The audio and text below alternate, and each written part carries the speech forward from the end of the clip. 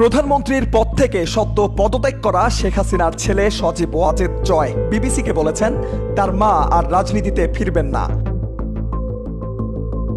সজীব ওয়াজেদ জয় বলেছেন, শেখ হাসিনা এতটাই হতাশ যে তার কঠোর পরিশ্রমের পরও কিছু লোক তার বিরুদ্ধে দাঁড়িয়ে গেছেন।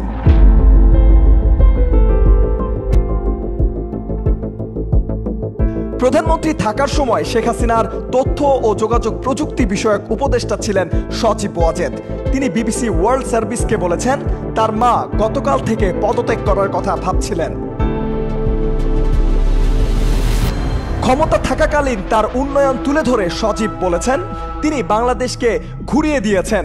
যখন তিনি ক্ষমতা গ্রহণ করেন তখন এটি একটি ব্যর্থ রাষ্ট্র ছিল, দরিদ্র দেশ ছিল। তার শাসনামলে এটি এশিয়ার একটি উদীয়মান অর্থনীতির দেশ হিসেবে বিবেচিত হতো। তিনি খুব হতাশ। এ সময় বিক্ষোভকারীদের দমনের ওপর কঠোর হস্তক্ষেপ গ্রহণের অভিযোগ প্রত্যাখ্যান করেন জয়। খন্দকার আসিফুজ্জামান, নিউজ ডেস্ক, বার্তা 24।